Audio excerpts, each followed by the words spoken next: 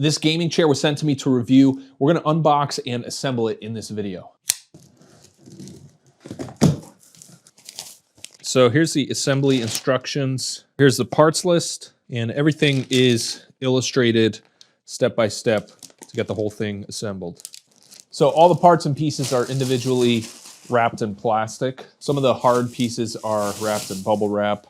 So here are all the parts and pieces laid out for you. We've got the seat mounting bracket, the casters, the height adjustable piston, all the mounting hardware, which is labeled and corresponds to the assembly instructions. These are all the legs, which mount to the base assembly. Then we've got the seat cushion, the armrests, the headrest, the coat rack, and the seat back. So the first step is to put together the caster assembly. So we'll take the hub, remove the trim piece, and then attach each leg to the hub using the bolts labeled P. So this arm just attaches to the base and the screw goes in just like this. Now you don't need any tools. They include an Allen wrench for you, so you can tighten it up. And then you just repeat that for all the other legs. Just like this, and then the next step is to add the casters. So these casters just pop right in, and they're double roller and spin 360. So once you have all the casters on, you're gonna flip it over. Then you take the trim ring and pop it on top. Then you just take the piston and pop it in just like that. Next, you take the seat cushion, flip it over. Then you take the seat bracket, align it with the holes. Now you'll see there's a sticker that says front on the chair. So the adjuster here is gonna be closer to the front. So that's how you know which way to orient it. And then you're gonna use the K-bolts to mount the bracket to the seat bottom. So once the bracket is installed to the seat base, so the next step is to take the seat back and slide it over the bracket on the seat bottom. And then you take the end bolts and thread those right into the seat back bracket. So you'll tighten these bolts up. Next, you'll mount the armrests, and they are directional. There's a little L or R stamped on the inside here. But you just align these three holes with these three nuts, and you're gonna use the M bolts to fasten them. And then repeat the same thing for the other side. Then the chair simply pops right on top of the base. Then the headrest attaches with these screws.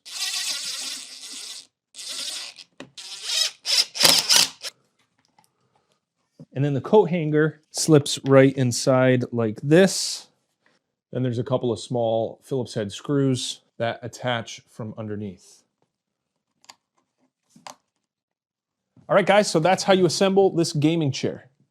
Hey guys, so this gaming chair was sent to me to review, and there's a few things I really like about it. So it's got all the standard features you'd expect with a gaming chair. Adjustable armrests, they tilt in and out.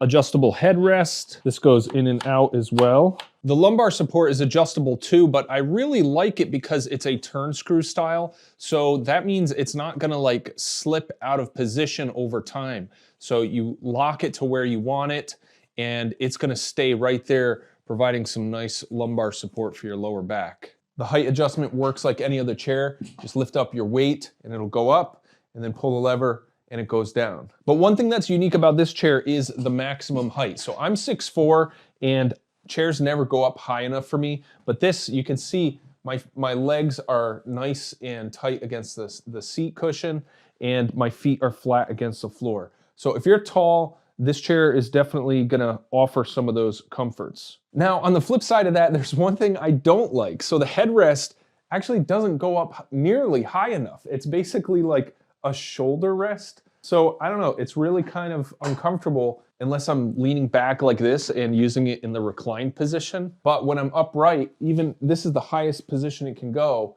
you can see it's like touching my lower shoulders. It's not up where the back of my head is at all. That's really my one complaint with this chair. Everything else is great. The casters roll really well, especially on hard surfaces like this. The frame is really sturdy, nice chrome finish. The seat is nice and wide, so it's wider than what you would typically see in a office chair or gaming chair. And another feature that's really cool is it has a built-in coat rack. So you can hang up your coat or something on the back of your chair and not have it get in the way with your seat back.